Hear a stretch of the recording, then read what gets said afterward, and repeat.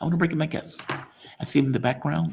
We are joined with the man himself, Jeff Rich. Jeff, how you doing, my man? You doing okay this evening? I'm really good, Jamal, and that was a great opening monologue. Well, thank you, Jeff. I Chilling appreciate when people times, kiss me on the chilling ego. times. I appreciate And that. I'm good. I did a bit of a live stream myself earlier today, and Yeah. I bought myself a new webcam yesterday, so hopefully my image is a bit better quality for all the viewers out there now too.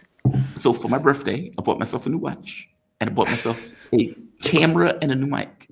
I haven't put it in yet. I need it because I'm doing the digital nomad thing. I'm trying to save cash, and Yeah. this mic is very heavy. That light is very heavy, and if I can find a way to cut it down, I can save money on the Hmm. moving and everything else. But just so the audience will know, yeah, we're sitting here chit chatting. Jeff Rich. Jeff Rich is an author, historian, podcaster. Worked 33 years in government. He is now retired. He currently lives in Melbourne, Australia. Jeff has spent a lifetime of studying history and how knowledge of historical currents can help give context to a changing world. You can find Jeff on YouTube at The Burning Archive, a damn good channel. Jeff, I love your show. And I may tell people that, hey, this is a good channel. I love your channel. You have a great channel. The Burning Archive, and you can find him on Substack at jeffrich.substack.com. I love your channel because it's historical. There's historical Yeah. content. And I Yeah. learn stuff when I watch it. It's not just political rhetoric and passion and anger. This is historical thing, from Russia, China, the US, Yep. etc. I love it. I even did one about Australia the other day. So Did you? yeah.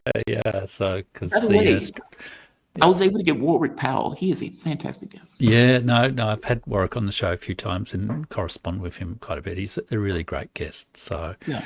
and like there's few people I think who can actually really explain what the hell's going on with the world economy in the Yes. way that Warwick does. But he's also got a really great understanding of politics and culture and everything else, and it kind of puts it all in that framework. So yeah, he's a really great guest. It's funny when I talk to people who either study Chinese history, either are in China, they're very calm. As compared, and I can see it, Yeah, right? I can feel it as I'm yeah. talking to him. No, he's A really lot good. of not very calm things though in Chinese history. I did a whole series on China on my Substack, including Yeah. the Cultural Revolution and the Great Leap Forward, and the sort of internal wars in the 19th century and all that sort of Mhm. stuff. So a lot of tragedy there as well, but a lot of The calmness as premise well. of Three Body is based in that Yeah. um, they are so. The woman lives through the Chinese Revolution, Hmm. and they take her dad up, and they effectively tell her dad that because he's a physicist, he is teaching Western propaganda, Hmm. and he's like, Einstein is not Western propaganda, Hmm. and they literally beat him to death as she Hmm. watches. They put her in prison. They bring her out, and when she realizes, and this is a yada yada, but when they realize that the Chinese government was trying to contact UFO aliens, she made contact. She was very brilliant with Li Wenye, I believe her name is. Hmm. She makes contact, and the alien responds back effectively saying, "Do not contact us again. We are not a passive race. I am a pacifist. They are not. Do not contact us again." And she Hmm. contacted us and said, "Come get us. We can't Hmm. deal with our own affairs." Meaning she was so broken from that Hmm. experience that she was like, "We cannot deal with human affairs." I got to be Yeah. honest, I feel that way with the Gaza thing. And Yeah. it gave me more context into her point of view of like, whoa, if this is being allowed, we can't manage this earth. Yeah. Yeah. It's But an just to astonishing get it, trauma, but just think what the poor people of Ukraine are going through right now. I mean, they're going to yes, be thinking about these years in much the same way as, maybe people in China think about the Cultural Revolution, the decade of fantastic chaos. transition, Yeah. Jeff. Fantastic transition. I'm glad. I was trying to find a way to pivot. You helped me. Let's get into that because you had a different point of view on the protest. I got to be honest with you. I'm leaning more towards the Mark Sloboda side because I think this is more of a rap on the knuckles as Mm, opposed to a get rid of Zelensky. And just to be clear, there's an article that came out, Russian Secret Service. So take it with a massive grain of mm, salt. Yep. And I say that also because it doesn't make sense that Donald Trump will cut the days into 10 if indeed this plan was supposed to be enacted to try to get rid of Zelensky before the other plan came up. But they're saying that there was a secret meeting in the Alps between Yermak, the UK, US representatives, and that Yermak set Zelensky up by giving him advice to go after Sapo and Abu, which effect was the ignition point for quote unquote protests. And that for all intents and purposes, they've agreed to get rid of Zelensky and put in Zelensky, which they even had a photo shoot of Zelensky that just came out. Vogue. Yeah, because that's what you do if you want to run Ukraine. You're photo shooting Vogue. By the way, they did the same thing for Zelensky. Right Did here. they? Yeah. Yes, they did the same thing for Zelensky at the time. And it's like he's passionately holding his wife. I love this photo. It's so passionate. And I can just imagine the cameraman screaming, more passion, squeeze it if you want to, win this war. And they've gotten this again. Jelani, I don't know if it was a Vogue photo shoot, but they definitely did a photo shoot for him also to shape the beard and everything else. Yeah. So Zelensky now has his photo shoot for Vogue. Yeah. So give me your take on this, because you have a different take on this than look, because I thought your interpretation or your model for making sense of the protest was a really good one, and I also heard Mark's, and I thought that was really good too. I mean, you were basically saying kind of color revolution 2.0, and Mark was saying, I don't think it's a regime change. It's not organized enough, and there's no muscle kind of thing. Right. And I sort of think, because I did an interview the other day with this Ukrainian historian Marta Havrishko, who is, if anyone gets the chance to watch it on my channel, it's a fantastic insight into the thinking, and she sort of goes through a lot of the slogans and the signs and the types of people involved and all that sort of stuff. So I think that it's certainly a sign that authority, I think, is breaking down civil authority is breaking down in Ukraine, as well as the whole military situation, which maybe some of your other guests were better informed to comment on than me, but it's clearly not doing too well. But I think you need to see the protests or what's going on in Ukraine at sort of three different levels. So there's the sort of street level, if you like, of what's going on in the society. And I think that is what is actually pushing a lot of the people into the protests. And behind it is a really deep sense of, I guess, betrayal that, what they, and this is what Marta was saying in the interview, that, their hopes of a European Ukraine back in 2013, 2014 have been betrayed and dashed. And now Ukraine is what she describes for men as an open-air prison. And it's not great for women too. I mean, there was reports about an astonishingly large proportion of Ukrainian women who are kind of in the sex industry in one way or the other. They have, OnlyFans porn stars who promote conscription into the military, which is, it's like 50%. The ultimate moral. Yeah, well, I mean, that's an astonishing number. Yeah. And one of the things I did notice about the protests is there is a large number of women in the protests as well. Mm-hmm. So my sense is there is a genuine, spontaneous outburst of political emotion around betrayal, loss of trust, and anger about corruption. But corruption is a kind of a lightning rod for a whole set of issues. Because one of the slogans that people have been using is corruption kills. So they're not saying, corruption is, not good practice, or it's not legal, or it's not fair. It is corruption kills. And, so corruption is manifested in Ukraine in forced mobilization, in paying off conscription officers, in paying off people to get out, in a whole series of scandals around, mismanagement of defensive fortifications, mismanagement of drones, all these kind of things. So there is a sense that the corruption in the regime is actually weakening the war effort. So Marta was saying that the protesters support the war, but what they're saying is the corruption of the regime is destroying the war and destroying the capacity of the society to realise its sort of effort. So I think there is, so I don't think it's like an astroturfed thing. I mean, if any protest at any time in any society, there's going to be a bunch of people with different motivations and all that sort of stuff. And I'm sure there are people who are wanting to manipulate this public sentiment at this particular time. But that's where you get to the second level. So the second level is, you know, the government and the Bankova, you know, the sort of street, the sort of regimes like Downing Street in Britain. It's Bankova.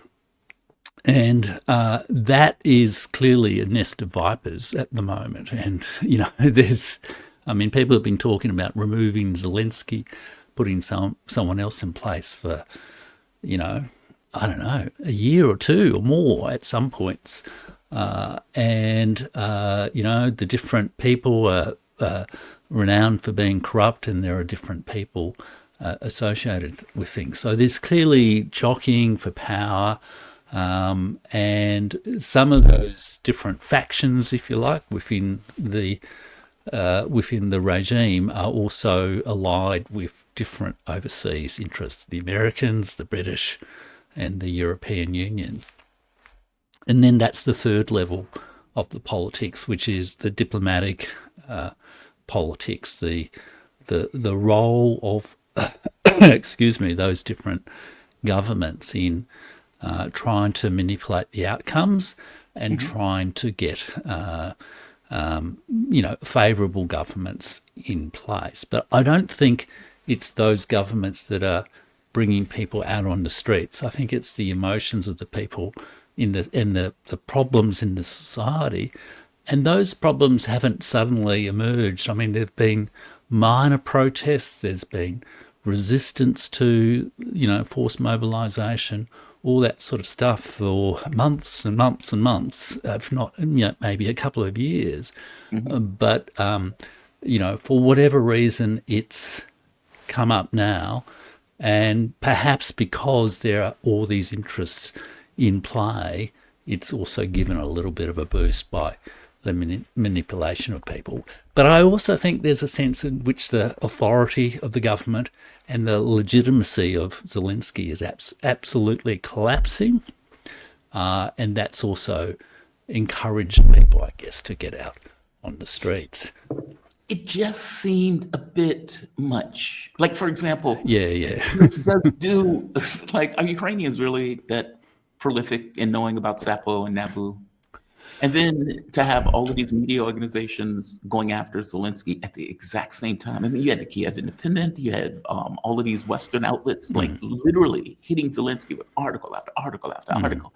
Zelensky has betrayed us. Zelensky, I think Owen Jones, I believe, just wrote the thing. It's time for Zelensky to go. I think. Yeah. Yeah. Like, meaning it's one thing if people came out, let's say naturally, and say, hey, we don't like the fact of this forced conscription, which they don't. You can see people fighting in the streets over it. Or we don't like that there are 1 million dead Ukrainians, meaning the cemetery industry has exploded in Ukraine. Like, if anybody looks at those numbers, it is astonishing. We don't like these things. We don't like the fact that you are now not paying us the stipends that we're supposed to get when our family members die. We don't like the fact that you had Russia holding out our people in a refrigerator with them stinking because you didn't want to pay people the money. And now they've gotten to the point of saying, well, we're not going to pay the money. We're just going to call these troops desertions because they have like hundreds of thousands of desertions. Okay, that sucks. And that's a betrayal in regards to your, let's say, relationship and responsibility between government and person, especially if they're going to give their life for the war. I get that as mechanism and means of protests. Sapo and Abu, oh man, That is a hard sell for me. I could be wrong. I could be totally wrong. And this could be the Yeah, flashpoint to bring I think people in. it's like the act that catches fire. I think Yeah. so I don't think it's specifically these agencies, but it's seen as, I guess, it's the last straw of the failure of Zelensky to fulfill the dreams. And Marta was telling me that people are now comparing Zelensky to Yanukovych, so the president who was deposed Really? during the Maidan, and so he's sort of seen as emblematic of old corrupt Ukraine sort of thing. And those two agencies are also very much part of the task that Ukraine needs to do to ever qualify for the European Union. And what Marta was saying is the kind of lost hope, the broken dream of the protesters is that it's the European dream of Ukraine. Now, whether that's reasonable, justified, or whatever, but that was absolutely that was partly what was behind the old original, the Euromaidan, etc. It was that hope of being integrated with the European Union rather than the sort of Russian economic zone. May have been unreasonable. But now, after 10 years or 10 or 11 years of civil war and actual, interstate war, I mean, people feel betrayed, I guess, and angry. And that is a genuinely powerful emotion. That's the kind of thing that does get people on the streets. But it's not necessarily an emotion that sort of takes people to a coherent political program or coherent regime change. So that, and it doesn't, at least so far, there doesn't seem to be any more forceful action behind it as there was back in 2014 with the Maidan. Jeff, that is a lot to process. Yeah. That is a lot to So process. it's a complex situation, and apparently there's a sort of a vote in the Rana coming up on Thursday. So it might develop, but it is clearly unstable with these sort of reports about the British and American intelligence agencies placing in Shaluzny. But that's going to be disastrous for Ukraine as well. I mean, and I don't think it's welcomed by the people on the streets necessarily, even though he's seen as the military and all that sort of stuff. I mean, what Marta was saying, it will mean that they'll just be tougher on the mobilisation.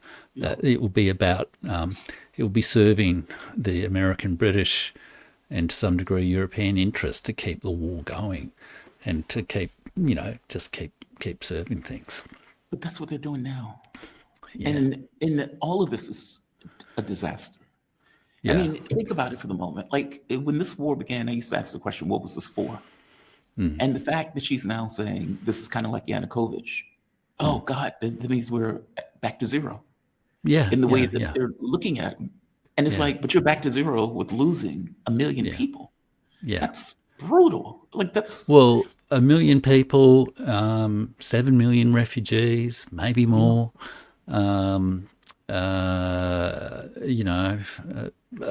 God knows what sort of traumas, the disabilities, the injuries, the people who've got carried away with all the noxious ideologies, who, are going to be like the people who got carried away with noxious ideologies in the 30s and 40s, so it's she's very, she's quite clear-eyed about it, and because, her kind of specialty is exposing the sort of neo-Nazis and the extreme rightists and all these kind of people in the Azov battalion. And, on her X account, she, publishes like all the insignias and the symbols and the salutes and the slogans that, go back to, darkest time in European history. And it's just absolutely, absolutely tragic what's happened in Ukraine. So that's why, that's why I feel, in a way, it's a sort of spontaneous but limited and, not desperate in a sense of hopeless, but at least people are doing something to try to restore some sense of independent autonomy in their society. But that there's just not the political structure above to organise it, and there's clearly continuing, ongoing, crazy schemes from the British, the Americans, maybe the Europeans as well, as to how to resolve the issue. Because to install Zelensky as clearly undemocratically installed military governor of Ukraine. Well, again, we don't know that to be true. Yeah, I don't we know don't if I know that believe to that. be true. I think the Russians But it are- has been speculated a lot, Yeah. and she was saying that is the speculation on the street. She was also saying that the story is that the former president and chocolate king oligarch, not Mr. Cadbury, but Petro Poroshenko, Yeah. is supporting a lot of the protests and may have some documents that are incriminating for Zelensky, which may be released in the next little while to sort of force his hand to some degree. Because, you see, corruption is just, the other thing about the corruption issue is it's so endemic in Ukraine, not just the sort of high-level political corruption that, we all know about, but, at a very basic and ordinary level as well. Like paying to prioritise medical treatment, paying to, she was saying everyone in Ukraine knows how much you have to pay to avoid, getting the conscription bus, how much you have to pay to get out of the country, all this kind of stuff. So it's sort of living, it's like, all those cliches of, black market 1920s America, but, to the power of 10. But if that's true, which it is, then why are they like that was the other part to this? It's like it's not like Ukraine became corrupt. Ukraine was radically corrupt. And at the point where the organizations all of a sudden they flip out. Also, Ukraine is not a neutral country, meaning Ukraine is not a sovereign country. Ukraine lost its sovereignty in 2014 when that coup took place. It was clear that the very point of NAPO and NABU and SAPO was in order to create or maintain some level of control over Ukrainian affairs.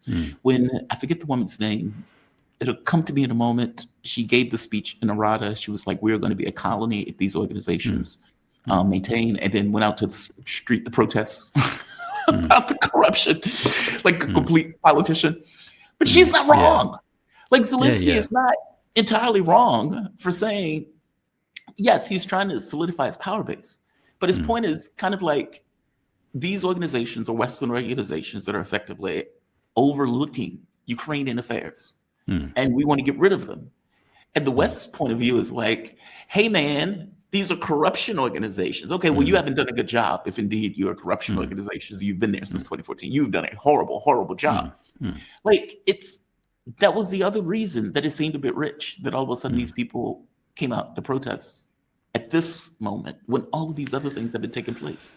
I don't know. Yeah, It might be a flash. yeah, true. But it's sort of like, well, what's the straw that breaks the camel's back in the sort of public sentiment, Right. and again, maybe there's just something that's happened there in the mood. Maybe, she was saying it was actually an ex-war veteran who was the first person to sort of come out to protest, and who's subsequently been sort of, kind of brought in for investigation by the SBU and the intelligence services and that sort of thing.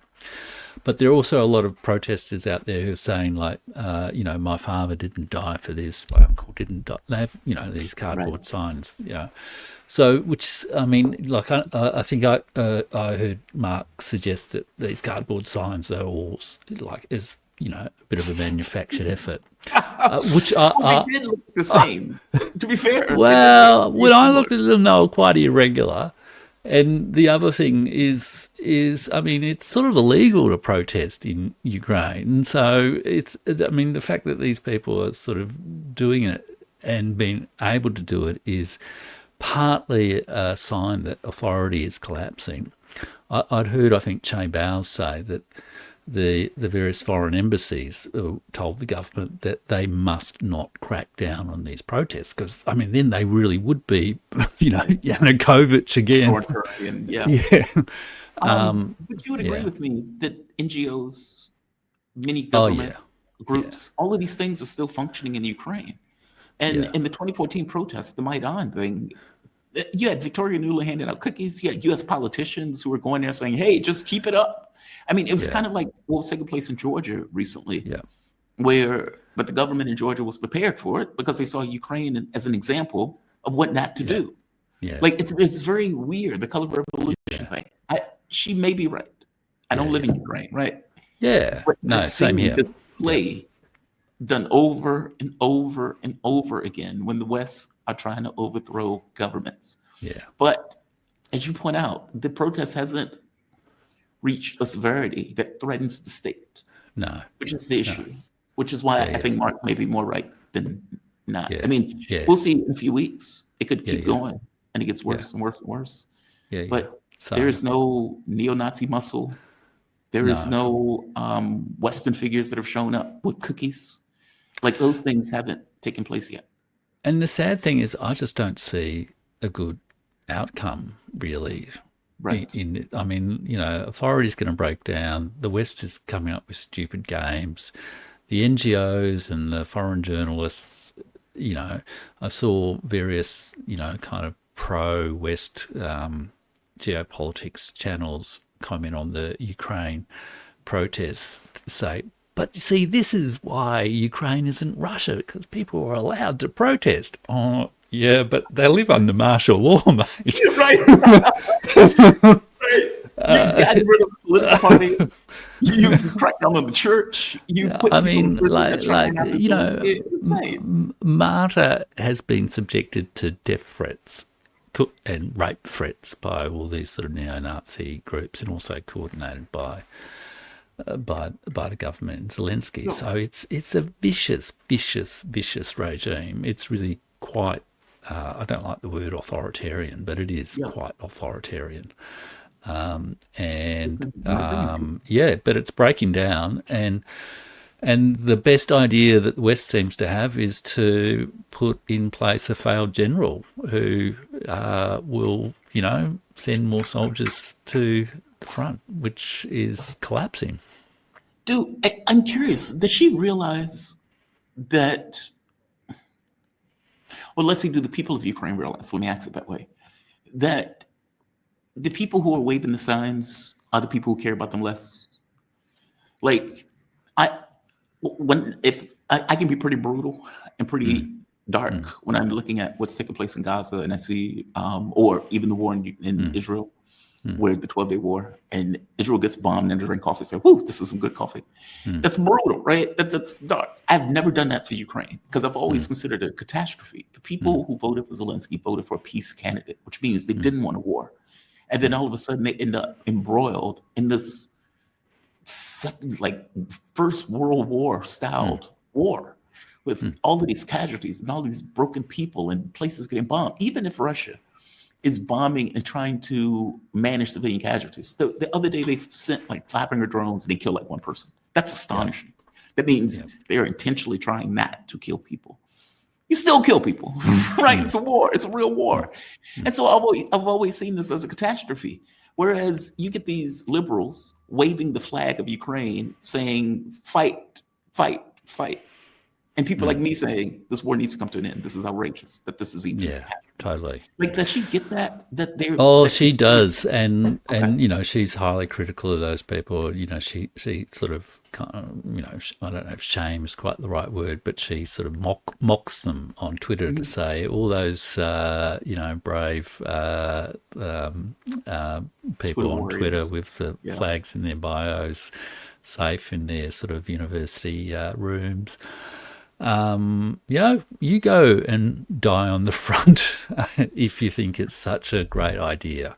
And look, I mean, I've written myself about like Timothy Snyder, who is, he's kind of a historian. I describe him as a lapsed historian these days, which maybe is a bit rich for me, but he largely writes, propaganda pieces really these days, and a huge advocate of Ukraine, and has a picture of himself talking to Zelensky and his sort of profile picture on X and all this sort of stuff. Oh, that's great. And he's constantly saying, we've got to do everything possible for Ukraine, and he raises funds and all that sort of stuff, while mouthing all these other kind of platitudes about democracy and freedom and resisting tyranny. But what is he doing? He's supporting a regime that has been clearly centralising power for several years, that is, just vicious and awful, and has fought a war based on ideologies of hate, really, that have, and Timothy Snyder has promoted that kind of thing himself. So he's, and there's a lot of these people in the West, and I would hope at some point some of these people would have a kind of moral reckoning with what the hell they have done. But unfortunately, one of the lessons I've learnt from history is people don't always take those moral lessons to heart. Sometimes they do, but it's a bit like what you're saying. We're on the precipice of a really disastrous confrontation. And I don't know. I think really feeling the pain of that confrontation might be the only thing that's going to make people really realise what a horrible, horrible moral mistake they've done to send this country to its ruin. They don't seem to get the reality of it. Like, meaning they don't seem to get that, okay, you can... It's wow. When Keir Starmer was giving a speech one day, and Keir Starmer said something like, "We will defend Ukraine to the end." And they said, and this was when Russia had just shown the Oreshnik missile. And one of the reporters like, "Hey, you did see that missile, right?" That can hit. Okay. And he's like, "But we will defend Ukraine to the end." And people are like, "You're out of your mind." Yeah. Like, do you honestly believe that the Brits, the French, the Germans, the Italians, that all of them are going to die for Ukraine? And that the people are going to be okay with that. That doesn't seem to be the thing that they're like reconciling. They don't seem to reconcile it. Look, you are moving to the Russian border, not the other way around. Like it's, I think for me, it was the lies that it was based on. And then the catastrophic damage based on those lies. And that all of these people still push those lies. Sometimes I don't even know if they know their lies. Where they would be like, well, I mean, Putin is just trying to take over all of Europe. No, he's not. With what? 150,000 men, he was trying to take over all of Europe. It makes no sense on his face, but they were repeated and repeated and repeated. It blew me away. So I don't, name me one person that had a moral reckoning. I can name one, but I want you to name one. From history. I mean, well, the first one that comes to mind is Thomas Mann, the great German novelist, who, and I mean, this goes to, I mean, to me, what happened at the start of the Russia-Ukraine war was within the West, there was this war fever. We're just getting out of COVID. Remember, there was the sort of joke that Vladimir Putin should get the Nobel Prize for Medicine because he solved COVID overnight by invading Ukraine. At least it was the joke in some quarters. And people were infected with this war fever. Like, I remember talking to some local political staff and things like that, and they were just, they had blood fever. It was terrifying. I'm sorry to interrupt. Isn't that just hubris? Well, but West, to me, it reminded me of what happened at the start of World War One. That all these intelligent, progressive, peace-loving people were just caught up in nationalistic war fever. There were huge debates in the socialist parties, the progressive parties of the time in Germany and whatever, as to whether or not to support the war. Right. And Thomas Mann was like sophisticated, highly cultured intellectual, the epitome of German high culture, really.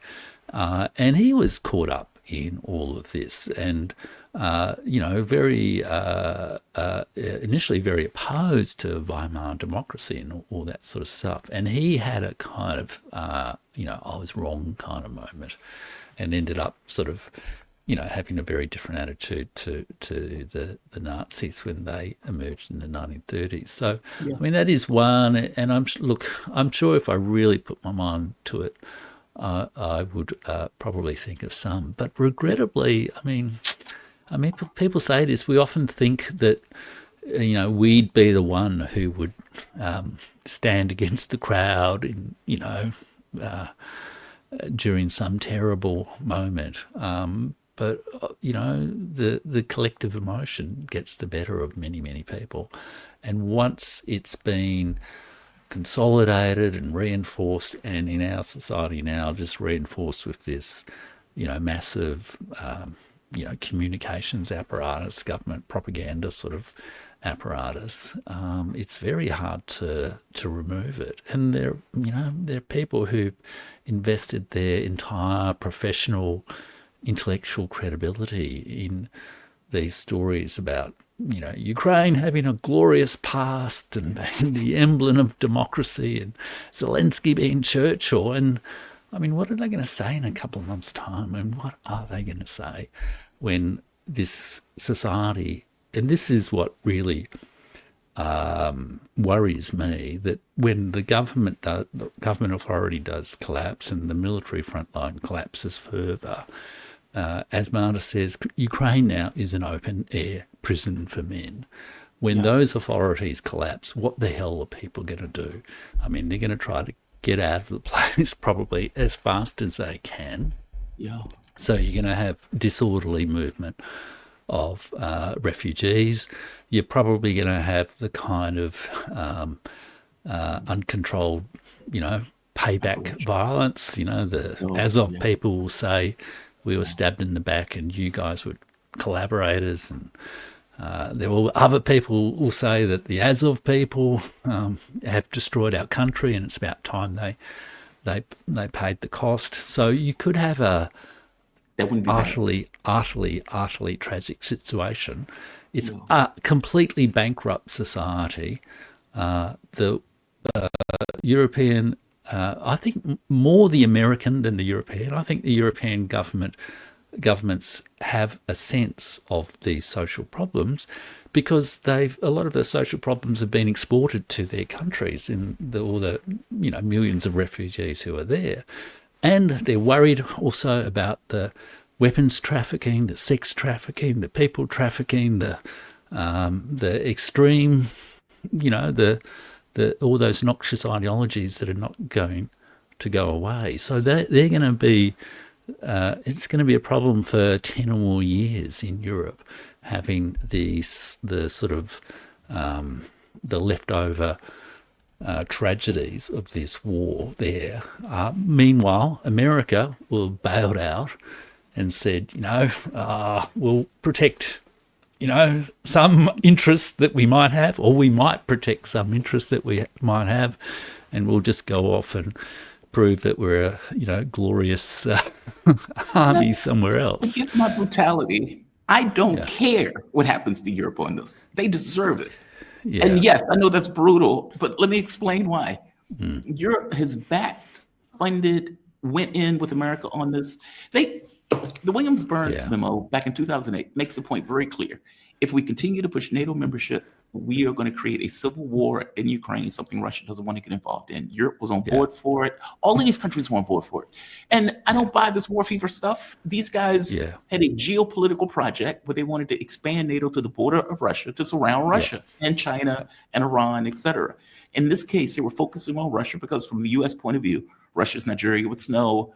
They're a gas station masquerading as a country. This was all the nonsense that they were effectively saying. Nobody told them to overthrow the government of Ukraine. Nobody told them to back Nazis in Ukraine. I can show you the political stuff here in the United States where they were writing article after article. They're having flag burning ceremonies in Ukraine, a Nazi resurgence in Ukraine. And then the moment that it took place, there are no Nazis in Ukraine. And Europe was like, there are no Nazis in Ukraine. So this is me being brutal. I get that. I totally get that. Yeah. Totally. And I agree with you that the weapons that they dumped into the country, the people, the Azov battalions that they celebrated as heroes, like when I give you, what is his name? The one that was working on the Joe Biden secretary, say Anthony Blinken. Anthony Blinken went to a bar in Ukraine that had all of the red guitar. Yeah, and he's playing guitar, and they had to get rid of the Nazi paraphernalia because it was like, hey, that would be impolite. That would look bad. Then he sang some song, which I can't remember what it was, but apparently it was actually about Americans going over and stuffing the world somehow. Like, you know, it was like, oh my God, this guy is a complete idiot. He doesn't even understand the words that he's singing. And Again, he's just my point. Like, I'm not trying to be overly brutal, but it's like Crimea River. For stuff that was infinitely pursued, they destroyed that country. They didn't have to do that. Like nobody told them I know, but I mean, from my point of view, the principal responsibility for destroying the country lies with the United States of America. I think, I think Europe stuffed things up.